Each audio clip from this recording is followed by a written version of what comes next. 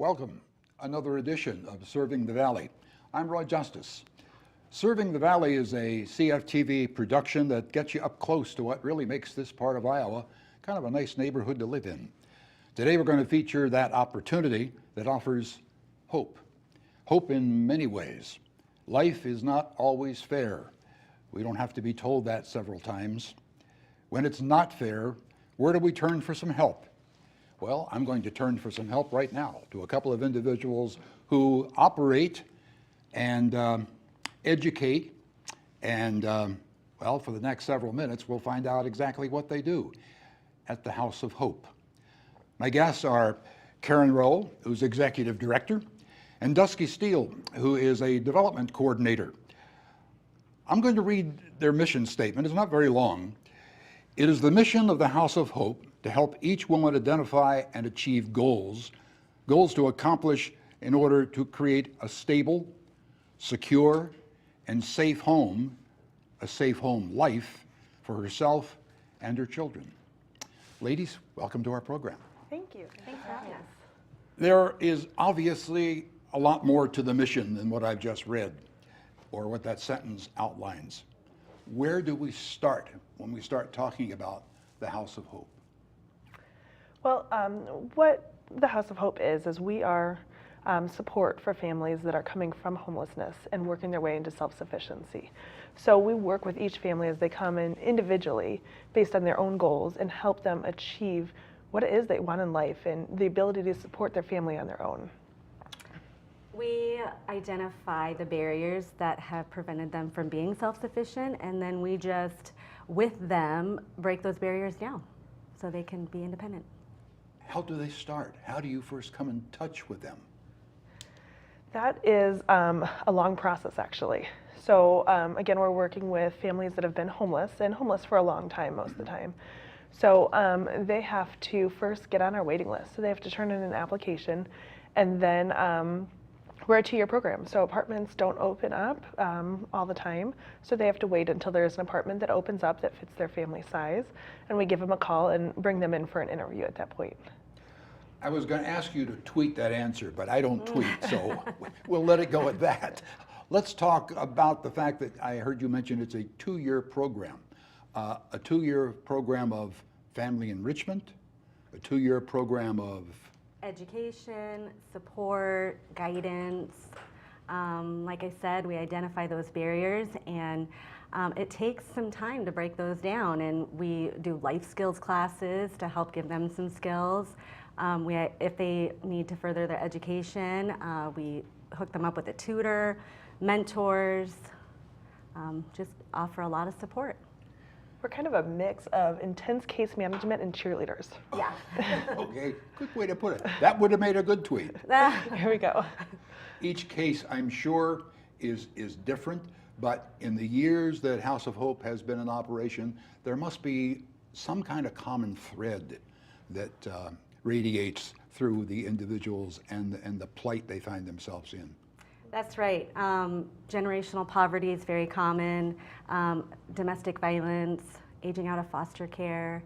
You want to add? You know, it kind of comes back to homelessness, and the leading cause of homelessness is mental illness. So we do find a lot come in with mental illness. And then, of course, you know, just the major 6 barriers that keep single female-headed households below the poverty line. We see all of them having those same 6 barriers, and we deal with it all the time. Out of curiosity, where is the House of Hope? Oh, that's a great question. So right now we are 306 Walnut, so we're on the east side of Waterloo. However, come a year from now, we will be at 845 West 4th Street in Waterloo. So about a year ago, we had a generous family in Waterloo that donated a building to us to expand. So we will be moving from our current location, which we serve 10 families at a time right now, into our new location, which will be able to serve 15 families at a time. So we'll grow our program by 50%, and then on top of that, we'll be able to continue serving out of our 306 Walnut a prevention program, serving young ladies that are aging out of foster care. I was going to say, you mentioned earlier there's a waiting list. Yes. Can you share about how long this waiting list is? It's over 40 pretty consistently. So you could really use a lot more of them. We could, yes. Unfortunately, it's a pretty significant problem in our community. You talked about enrichment. You've given a couple of examples of what the enrichment is. In that case, do you have individual caseworkers that are working with the individual families on a one-on-one basis? Yeah, so we have one case manager. So our full-time staff are 3 of us. We keep our program fairly small. I would say yes. But we have a big impact. Yes, absolutely. So yep, she works with each family individually and works with their individual goals and just empowers them to reach their goals. There would be, I'm sure, stories that we could unfold to you in a few minutes. As a matter of fact, that's exactly what we're going to do. We're going to unfold a couple of stories with the permission of these individuals, one of which is going to tell you a little bit of her story right now. I don't know, I think it wasn't one single moment, it was a process. It was learning that the world is a bigger place than me and my family and what's involved with that. There's other people that didn't land in the same situation that I landed in, and they need help. And it's my responsibility to provide that and, you know, show them that there's a different path and a different way they can go. I think it came from me having kids and them being in school, in public school, and kids that don't have, you know, a warm place to go at night or food in their belly, and they need help.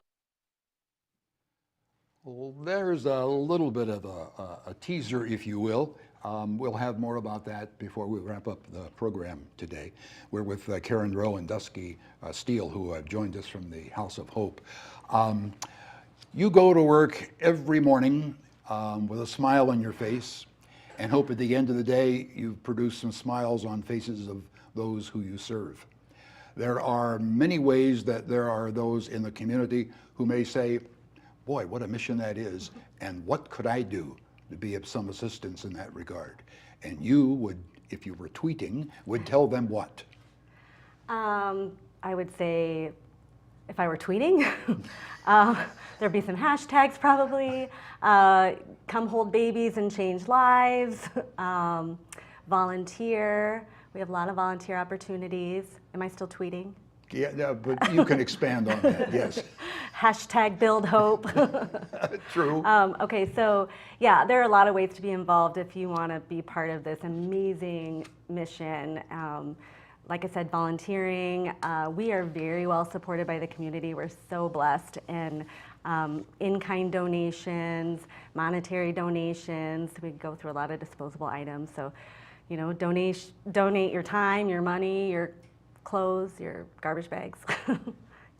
I'm going to go back to the fact that it's a 2-year program for the individuals who are involved in that.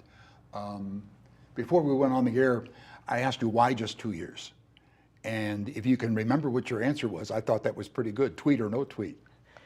2 years because we're empowering them to become self-sufficient. So during the two years that they're there, they're breaking down those barriers, but then it's time for them to go out and be self-sufficient, be strong, be able to support their family on their own. We want to always be empowering and not enabling. But you don't lock the door. No. We do have a program called Aftercare. So when they leave, as opposed to being that cliff of having so much support and then none at all, when they leave, they can still come back for case management, life skills classes, and get, you know, some of that support still, so that they can feel that when they go back out on their own. Okay, one part, and I will admit, when I first heard you say it, I said, gee, how can you do that? Some of these families may indeed be in a crisis situation. Who moves in right away without just an application, but with some help? No one. They're always in crisis when they come to us. And we have 10 apartments and they stay full. So we don't ever have just an open apartment sitting there, which is why there is that waiting list. So they do have to apply, and they do have to wait until there is an open apartment, and then they come in, interview, and they can move into that apartment. Referrals, I had mentioned earlier in the program that if somebody is next door to someone, or has a friend, or gee, me, myself, and I are in need of help, the extension of help is available to them. They pick up the phone, they write a letter, they walk in. Is that the process? All of the above? All of the above, yep. And also they can go on our website, and we have an application right there on the website, so they can fill that out and get it right to us. Okay. The future is going to allow you to expand the services. Have you looked beyond just the immediate future? Well, so we have quite a big expansion coming up right now. So in about a year, we'll move into our new building. Right. And then that next step is a prevention program. So we want to not only be fighting this homeless problem after it happens, but we want to start fighting it before it happens and start giving the support to young ladies and teaching them the skills they need, the tools that they need in order to stand on their own 2 feet, so that if crisis does hit, they don't have to fall. So what is the possibility, not the possibility, I assume there's something in place. What's the payback? How are they returning to what you are doing, thanking you for what you've done for them? We have moms who come back and become mentors for us and mentor current residents, volunteer, become part of our board. We have a lot of give back from women who graduate from our program, and they become productive members of society, so it's definitely a good trickle-down effect. We had one mom that actually even came back and worked at the House of Hope for a couple years, and so that was a pretty neat scene as well. The itinerary, if you will, the inventory of how we can offer help, how you can offer help to these families. Can you tick off some of the additional items where people are actually getting the assistance? Wait, what? Give me some ideas of where the help is coming from. Well, we bring in support from the community. For example, when we do our life skills classes, we Okay. bring in community professionals. Wells Fargo does a financial literacy series for us. We have ISU Extension do a nutrition series. We have people do positive parenting classes. So we definitely partner with our community, and yeah. So they leave the house in the morning and return to the house in the afternoon? Not or they, necessarily. Not necessarily. So Okay. it's not the same as the shelter system. That's where I so- was going. Yes, so everybody lives in their own apartment, so they come and go as they please, because this is independent living in their own apartment. So all of the moms are required to either work full-time or go to school full-time while they're in the program, because the idea is they're bettering their situations throughout. So they will come and go dependent on their school schedules or work schedules or daycare schedules, whatever it may be. So it's not a system where they have to be out at 9 in the morning and can't come back to 4. This is their own apartment, so they come and go. And during that time, they are also coming to case management meetings Okay. and life skills classes. Karen, what got you into what it is that you're doing? What was the attraction for this particular position that you find yourself in? Well, it's kind of a long story, so I'll try and shorten it a little. Tweet. Yes, tweet it. Oh my goodness. So I have been working in the social services for over 15 years now. And during that time, there was a point in time that I was working with teenagers. And I remember one day looking around and just saying that no matter what I did, they were going to have to go home to these broken families, and that I couldn't fix it. And so in my heart, I knew that there had to be an answer. There had to be a way to fix it. And so when I got to the Cedar Valley here and started learning about House of Hope, I was able to see that this is a way to fix it. Because by supporting these moms and giving them the tools that they could raise their children in safe environments, that they could support their family and they didn't have to go out and end up in these bad situations, I knew that I could fix it for those little kids, because they were able to then grow up in safe environments and stable environments and be able to dream about what their future was and not worry about what their evening was going to look like. Okay. Dusky, your story. Mine's also kind of long, but I will tweet it or try. I grew up actually in generational poverty and had a lot of barriers and was able to come out of it. And so, like Karen, I've worked in social services all my career, and it's become very important to me to help other people break that cycle. And I am so fortunate that I get to do it at House of Hope and be part of changing people's lives and knowing that when we help these moms out of this situation, that their kids aren't going to end up in the cycle. So that's my short answer. As I'm listening to you explain what you do, and I'm listening to the program as you have educated me on it, I'm still sitting here shaking my head thinking you're doing this with 3 staff members? Yes. 3 paid staff members, Yes. but we have so much support from the community. We're very fortunate. We have a lot of partnerships with, John Deere, Target Distribution, Prairie Lakes Church, just to name a few. We have community members who are contacting us all the time asking how they can help. We have volunteers who do our mentoring program, volunteers who tutor, volunteers who do childcare. So yes, we are just 3 staff people, but we have a lot of support. We're very lucky that way. One of those people that helped out with what you're going to see here in just a moment is a fellow by the name of Tom Tate. How did Tom Tate get involved in what you're doing? Well, I kind of wrangled him into it. He's a friend of mine. But yes, he does a fantastic job, and he's filmed and produced our House of Hope video for the last couple of years. So again, we're really lucky to have volunteer support. We couldn't do it without the community. And we're lucky for Pearson to allow Tom Yes. to come on and do this for us as well. So. Yep.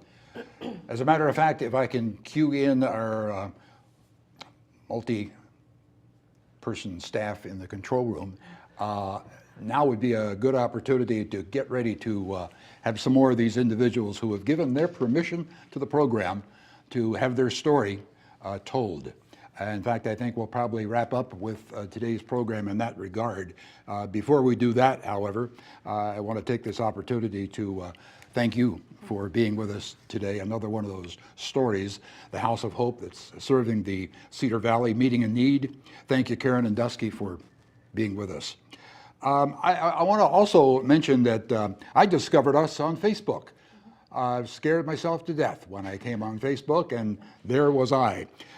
Cedar Falls Channel 15 takes you to the many programs that are produced here at Channel 15, and it's a chance for you to, well, if you want, tune in to what's going on in the neighborhood and comment if you wish. We'd like your suggestions as well, other directions we can take with our program here on Channel 15. Until our next story unfolds, thank you for being with us. Thank you for being with us. And until we see you next time, serving the Cedar Valley, I'm Rod Justice.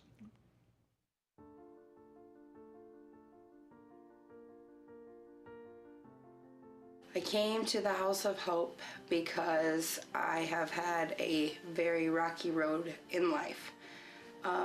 Domestic violence, there's been other situations of homelessness, not having the skills of knowing how to do things, being a single mom, and House of Hope has tremendously done things that I couldn't imagine even doing, giving me resources that I didn't even know were in place. I have 2 kids and 1 on the way. My daughter's 12, my son's 6. I became homeless at a point where I had nowhere else to go. So my counselor referred me to the House of Hope, and I came here. Well, my background, my story, let me start out as I was a young child. I was in and out of foster care. I had a child when I was 16. That child I put up for adoption. Ended up having my oldest, who I have with me, at the age of 19. Was with her father for 10 years, married to him for 3. Very domestic violence, abusive relationship. Then I had my other children, which are 4 of them, with their dad. That was another abusive relationship, but it was emotional abuse, not physical. I was in a really bad place. My Stepdad moved in with me and my mom, and we got into an altercation, so I was forced to leave the house with me and my 2 kids. I've been here now since, I've been here a year and 3 months. I became involved with House of Hope almost 2 years ago. Barb D called up John Church over at Prairie Lakes Church and said, hey, do you know any architects? Do you know somebody who'd be interested in helping us out with this? We have some replicated apartment units that are in here. We have 4 of them here that are all similar sized. We have 3 different sizes of apartments that are going to be set up in this building. We'll have 1-bedroom apartments, we'll have 2-bedroom apartments and 3-bedroom apartments. We have several spaces in this building that are intentionally put here for life skills and training, just like this room. There's so many wonderful things that this building is going to provide. The outdoor space here, what we're looking at doing is enclosing a 60 by 80 foot space outside so that the kids and the parents have a place to come out that's enclosed, it's safe. I don't know, I think it wasn't one single moment, it was a process. It was learning that the world is a bigger place than me and my family and what's involved with that. There's other people that didn't land in the same situation that I landed in, and they need help. And it's my responsibility to provide that and, you know, show them that there's a different path and a different way they can go. I think it came from me having kids and them being in school, in public school, and kids that don't have, you know, a warm place to go at night or food in their belly, and they need help. House of Hope, their mission has always been something that has spoken to me. I think